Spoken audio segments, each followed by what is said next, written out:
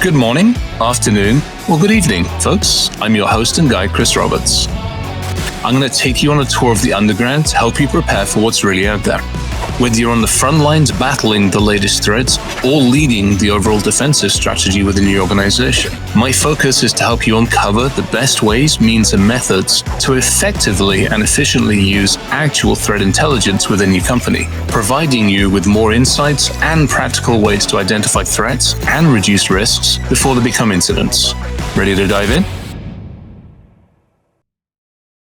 Right, of Dr. Dark Web. We are here today to talk about something very special, near and dear to your heart, Chris. That's right. I love the laugh. It fits so Somebody perfectly somewhere's with. gonna get eaten by a guru. All right, now you got to explain. Like, okay, we need to dig in now. This is it.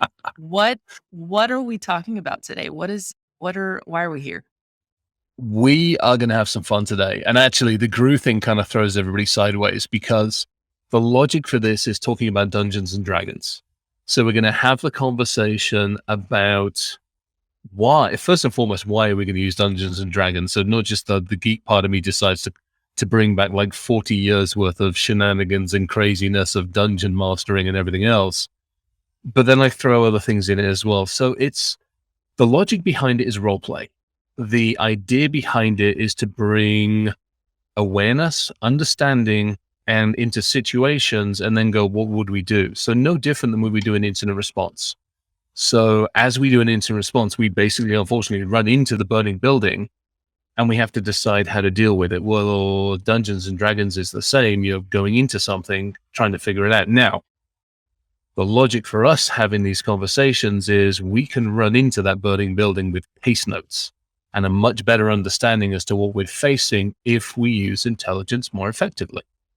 There you go. So, I mean, I want to dig in a little bit deeper on scenarios and role playing. Yeah. Tell me why that's so critical a part to security and to training and awareness. I think because, the death by PowerPoint doesn't work. I mean, it really never has worked. And so I see so many people try to teach this stuff by getting a bunch of people in a class and going, right, you're going to sit here and listen to me for the next 8 hours. And you get a break in 4 hours time for lunch. And everybody's like, they try to stay awake and you freaking matchsticks in here doing this. And that just doesn't work. You retain 10 minutes worth of it and all it says, blah, blah, blah, blah, blah, and it has never worked, hasn't worked, doesn't work. So it's like, how do we impart information? How do we help people? Well, almost all of us like doing something different. We like role playing. We like messing around. We like scenarios. Most of us, let's face it, have got pretty active imaginations. And so if you take that and you build a scenario, and it could be a real life scenario. I mean, we're going to run through some real life scenarios, but it's also more collaborative. So we get away from just the technology and we talk about communication. If you and I are sitting here talking about a situation, well, you and I have to talk about it in a language we understand. In order for us to solve the problem, you and I have to figure out how we collaborate, how we cooperate. And so those are crucial skills that, especially in an incident response and even in just security in general, that we haven't developed effectively. So if we take some time and rather than, again, me sitting there lecturing you, this is what you do in incident response, I'd basically go, hey, I got an idea for you. You see your server rack over there? Yeah, I just unplugged it. What are you going to do? Apart from smacking me upside the head for unplugging the darn thing. But if I walk out with the damn thing, what are you going to do? And so all of a sudden you get this whole collaborative conversations and the what ifs. So that's fun in a real world. Now you throw wizards and orcs and dwarves and elves and dragons and all sorts of crazy stuff in there. And you just make it fun and interesting, which means more data tends to typically get lodged in the brain. I mean, I love that point there. And I mean, would you say that the more out there a scenario, the better you are for preparing yourself in security? Or is there a concept of two out there? Yes, absolutely. I think there's that two out there. And it's so perfect example. So as much as many of us have worked our way through Lord of the Rings, the entire series of books, when you first hit that series of books, especially as a kid, it feels like on one hand, you've got to have the book, reading it. On the other hand, you need this entire freaking tree that you have to write out. Who was that 16 pages ago? Oh, that was and you're flipping too complicated. I mean, just way too complicated. And there's science fiction is the same way. So a perfect example, I grew up on a number of just fantastic sci-fi writers. Asimov is obviously the grandfather, one of the grandfathers and one of the pillars of sci-fi writing. There's so many amazing ones.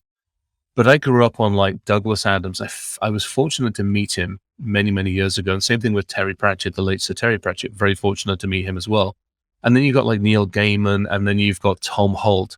All of these took almost a slightly warped look at real life and added some elements of fantasy. I mean, Terry Pratchett is the perfect example. You have a flat world, which some people on this planet believe in, but you have a flat world riding on the back of elephants that are riding on the back of a turtle.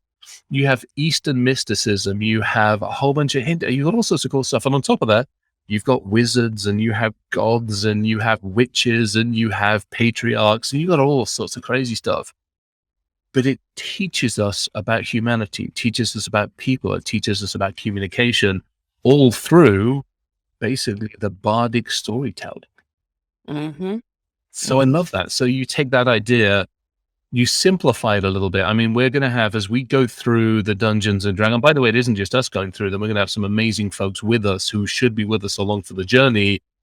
And we're going to have special guests that come in that unfortunately will be chained to dragons or toasted or roasted or eaten, or something terrible's going to happen to the guest. I mean, it just has to. And we do a very, very simple scenario. You know, you walk into a room, what do you do next? Which is no different than in an incident response situation, which is you walk into a building, what do you do next? Yeah, I love that. So I want to get to the tactical part of this conversation so Yeah. that people understand what we're trying to do. So I'm gonna ask two questions. We'll break it down into, first of Yep. all, this type of episode, the scenarios, the role playing, Yeah. who's it for? One, and then two, take me through the simplified rules of the game for those who don't really understand D&D. Yeah. We Raising have my dice. hand here. No, but you're good. I need to get the dice. I need to get me dice. There's me dice. All right. So let's start with the who's it for is an interesting one. Arguably it is for it's for the tech and for the geek. No two ways about it. We're having a little bit of some fun on this one. But it's also for leadership and management. It's also for incident response handlers. It's also for people inside companies. It's also for MSPs and MSSPs. So anybody that is likely to be going into a situation where they don't fully understand it, especially in technology, you could argue this is for them, because you're going to learn awareness. You're going to learn the very simple traits of, ask another question. You're going to look at what tools you have. You're going to look at how you can use them, and maybe collaborating and cooperating with somebody else, you could come up with something better. So the idea is to teach all of these kind of fun, kind of effectively, but also, again, you know, if we're talking about really bringing intelligence, threat intelligence, cyber threat intelligence to the masses, sometimes it is that, hey, before I run into that building, does anybody else know what's going? Oh, you've got an idea. Great. Come over here. And now we can go into the burning building because we've got some more info about it. And so it's teaching that when we come to us. So if we get this right, if we have everybody on board, there will be 3 or 4 of us who are playing the game along with a special guest. So say somewhere between 3 and 5 of us who will be playing. One of us will be the dungeon master mistress. No two ways about it. And they're the ones that set the scene. They're also the ones that tend to suggest, maybe help you understand. Because again, if any of you remember the old games that we played in the early days of computing, it was the days of you are in a room, you know, look left, look west, look east, look north, and you had to type the darn thing out. So you had not just blinkers on, but you didn't know. So you open your eyes. Oh, look, I can see a screen in front of me. So the dungeon master mistress role is going to be that person that says, okay, you open the door. This is what happens. Or you decided to walk down the corridor, but you didn't, you know, you didn't light the flashlight or the torch, or you forgot to cast a revealing spell. So three of you are now sitting on the bottom of a trapdoor, or, you did walk into the dark room and somebody just got eaten. So what do you do? And so they're the ones that really provide that overarching narrative. They Mhm. guide, because at the end of the day, we're all trying to learn something. So they tend to try to guide, but they're also the rule enforcers. That's for any of you that don't know Dungeons and Dragons, there is an absolutely amazing YouTube video out there. And it's a complete parody, and it's freaking hilarious. It's bloody hilarious, because basically it's some younger individuals, and a couple of them are sitting around like the grandmother's or the mother's table, but one of them's out, is out somewhere doing something else. And so they're starting, and he keeps yelling in, "Is it my time yet? Can I cast this?" I'm like, "No, sod off, you're out there." And so it's the same thing in instant response. You're not always going to be able to go in with everything you know. How do you adapt? How do you overcome? How do Mhm. you ask for help? And so all of these things come into the situation. Oh, man, that's gonna be a lot of fun. I mean, I know I wanna be involved. I think what we dubbed Oh, me you we cast. Yeah, you've got your am I character. merchant? What am I, merchant? Oh, I can't man. remember what you were. Yeah, I think you're the Yeah. one that's actually probably got the bag of goodies. Hopefully, you're Yeah. somebody somewhere has got the bag of goodies. There's always somebody that's carrying the extra swords or the bag of goodies or the potions. Or if we don't have one of those, we're in trouble. Because as soon as I know. as soon as something happens, yeah. And if I remember, I think I've got the mage. I think I'm, if anything, I'm like probably the warlock kind of, yeah.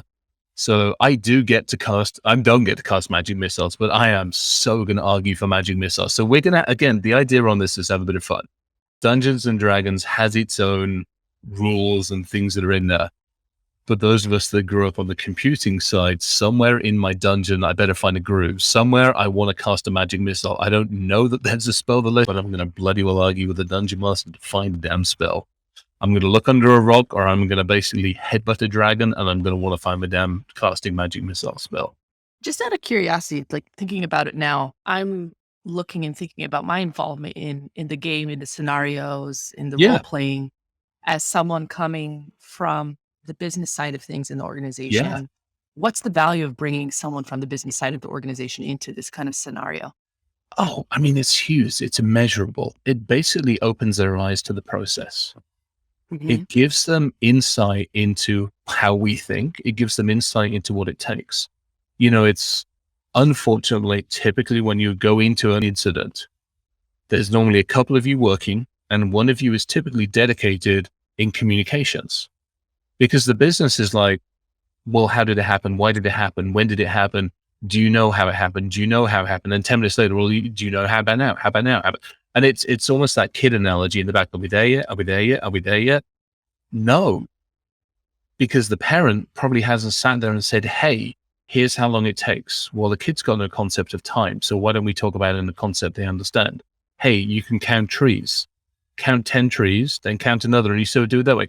But when it's somebody coming in from the business, it's that same thing. It's helping them understand that we go into these situations more often with more questions than answers.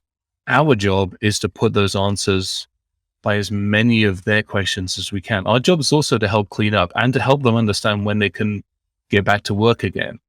And so the more that they are involved with, the scenarios, the more they're involved with tabletop exercises, I think the better equipped they are to both come to the table in a collaborative, cooperative manner, but also to understand this. We don't always have all the answers. Unfortunately, in Yeah. instant response, you don't always have that smoking gun to say, well, it was, Colonel Mustard in the ballroom with the candlestick. We don't often find that. Yeah, yeah.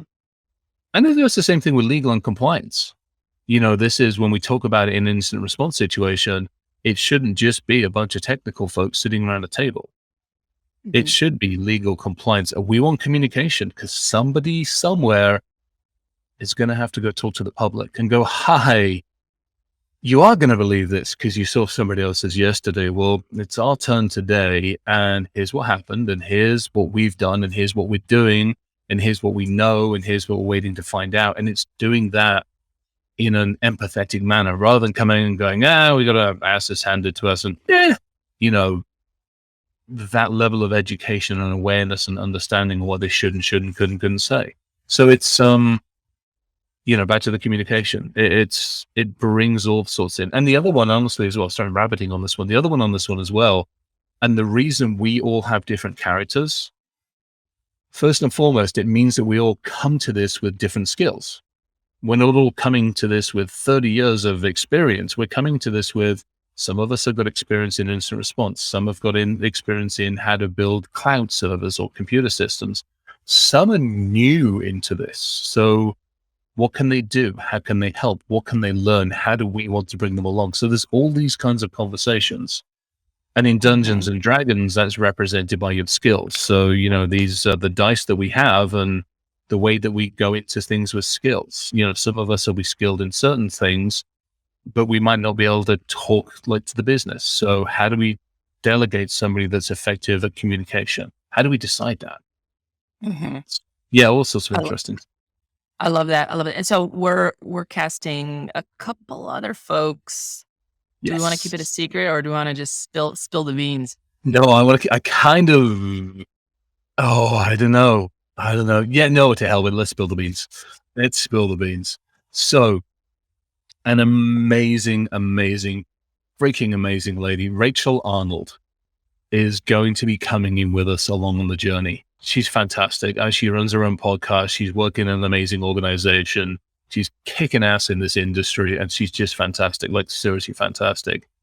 We're fortunate that her significant other is an actual dungeon master as well. Josh is another one of those kind of quiet, kind of civilized. You will find him in the dungeon. He will be hiding in the dark, and he will clobber you if you come anywhere near him. But he is an amazing individual. I love him to death. And he's probably going to shoot me for saying that. So it's life. But they are going to be coming on the journey, which is going to be fantastic. I'm kind of geeking out about the whole thing, like seriously geeking out about it. In our prep calls, it's been quite a pleasure to see the three of you super passionate and totally into this game and the whole concept and creative element of it all. It's inspiring, and I love sitting back and kind of watching from the sidelines, and I'm thrilled and partially also terrified to be killed off by all of you. But well, we can't kill you off. We can't kill. Well, we're not going to kill you off just yet. No. I hope not, but this is going to be a great experience. I think it's going to be also just a lot of fun for the audience. And I think it's going to bring a little bit of a human element to all of the information that we're sharing. And just have a little bit of fun. We need that. I think all of us. It's, again, it's, there are so many different ways to learn, unfortunately in our industry, more often than not, we learn through trial and error, and we learn because we've done something and, something happened and we had to learn very rapidly. When you do something like a tabletop exercise, you get to make mistakes, and there are consequences. One of us is going to get chained to the side of a dragon. Somebody's going to become very, very crispy, and somebody's probably going to get eaten by the orcs. It happens. But you know what? None of us actually suffered. We didn't lose the data center. The computers didn't go. The bad guys didn't get away with it. And we managed to, as long as we can negotiate effectively with the dungeon master, we managed to basically hit the reset button and go through it again. We get to learn. We get to make mistakes. I get to step in that trap. Somebody is going to get eaten. That happens. So we go back and we go, okay, what should we have learned? And it's the same thing in real life. When you do tabletop exercises in real life, the first time you do one, it's going to be terrible. It's going to be God's awful. All hell's going to break loose. No two ways about it. And you'd be like, why the hell are we doing this? But by the time you've done the third or fourth time, and when somebody says, hey, I know your satellite office down the road. Yeah, we broke in and we stole the computers. And they're going to be like, have at it. They're encrypted. And by the way, we got you on surveillance camera. Here's your picture from last night. Would you like to enhance it, or are you okay with it? And so it's getting to that mentality and getting to that stage. And from a military terminology, the perfect way of looking at this is, so in the US, you have the boot camp. In the UK, something similar, training camp. We're a little bit more civilized. We actually have tea in the morning. And our basic training was like 30-something odd weeks. It was a long ass damn time. When you walk in on day one, they don't suddenly hand you the rifle with a bunch of bloody live rounds and say, go forth and be lucky. We're not in the First or Second World War. Thankfully, we're about to hit Third World War, but we're not in the First and Second World War. So we have time to learn. We have time to basically, it's, crawl, then walk, then run. Then we get to do dry fire exercises. And then eventually they give us live rounds and say, go forth. And by that point in time, we have a pretty good idea we know what we're doing. Nothing's perfect because everything's perfect until somebody fires the first shot, at which point all hell breaks loose anyway. But at least you've had some training. Mhm. At least you have that situational awareness. At least you know to tuck. At least you know what to ask for. At least you know to ask the questions before running in. So that's the whole logic for this. That's the whole logic for having a bit of fun with it, doing Dungeons and Dragons with it, doing tabletop exercises with it, bringing people along with it. And quite honestly, again, maybe we do two different ways. Week one, you go in there, it's like, charge munch. Oh, hang on. How about we ask the internet, what's behind the door? And the Yeah. internet goes, dragon, you dumbass. And so, or you numpty and you muppet. And we go, hey, yeah, you've got the big stick. You go through the door first and clobber the dragon. Or, unfortunately, the sacrificial guest that we have on is like, hey, knock on the door. While they're being munched and scrunched, somebody dunks the dragon on the head. So there's so many different ways of learning. Again, you take intelligence and you go and you learn. Yeah. We're going through a series of these scenarios in this season. Yeah. And so where are we starting? What's the starting scenario? The starting scenario is definitely, it is blending too, at which point I'm going to get yelled at, but it's more fun to do that. The starting scenario is literally that dark room. It is, either we're going to find ourselves in the dark room, or we're going to be going down a corridor and the only door is that darn door that we're going to have to open and somebody's going to have to walk through the bloody thing. So that's going to be the first one. It is that dark room, which is that I don't have an awareness. So if you're going in there, you ask some very fundamental questions. What can I see? Is there light? Do I have light? What light is there? What does it illuminate? What do I now see? How many of us walk through the door? And so we learn the basics. Do you shove the mage in first, or do you shove the orc in first, or do you shove, unfortunately, who gets thrown in there first to see? Is there anything that on this side of the door we can cast a spell that will help us understand what's on the other side of the door? Can we go ask the dungeon master to go, hey, what intelligence are you allowed to share with us? Is there a window around the ruddy corner that we forgot to ask about? So that whole idea of that dark room, how do we understand it and what can we do when we've gone inside of it? That's really going to be the first one because it kind of sets the ground rules. It gets everybody a basic idea. And then we'll move on from there. We've got all sorts of fun scenarios to run through. Some actually pretty cool ones. I'm looking forward to it. All right, that's awesome. Anything that you want to share with all of our listeners before we kind of sign off today? I think I probably want to beg for forgiveness because it isn't going to be true like Dungeons and Dragons. We're going to have things in there that you're going to be like, you can't do that. At which point Josh is probably going to yell at us because, we're going to figure this one out, but we're going to have some fun with it because again, my background, for anybody of you that wants to go, okay, what the hell is Chris made of? Literally Douglas Adams, Terry Pratchett, Tom Holt, whiskey and petrol. That's really my entire composition down at a genetic level. And when you look at Terry Pratchett and you look at how he brings all these different worlds into play to tell a story about humanity, we're going to do the same thing. We're going to throw probably some Dungeons and Dragons, probably some Zelda's going to be popping up in there. I am darned as whole heck. I want Doom. Somewhere or another in there, the big red eye and the BFG's got to be. I want a BFG under a stone somewhere. Whether Josh will let me find it or not, who knows? But we'll have a little bit of fun with it. The nostalgia. The nostalgia. Oh Yeah. man. Okay, this is good stuff. I'm really looking forward to it. We're going to be doing this at least once a month with Rachel and Josh. So I'm looking forward to it. This is going to be good stuff. Yeah, for sure. Yeah, it should be good. It's going to be fun. We're going to keep it relatively simple, especially to begin with, because you can. I mean, good grief! I have played so many games and run so many games that we just got too bogged down in the instruction booklet. I mean, you literally tried to play the game with the instructions, and it just takes the fun out of it. And we have a limited amount of time. We're not going to be sitting down for 4 or 8 hours. We're sitting there for what, 30, 40, 45 minutes or so playing this. So we're going to have some fun. Everybody's got their dice, and amazing. Great. So I'll see you in the dark next time.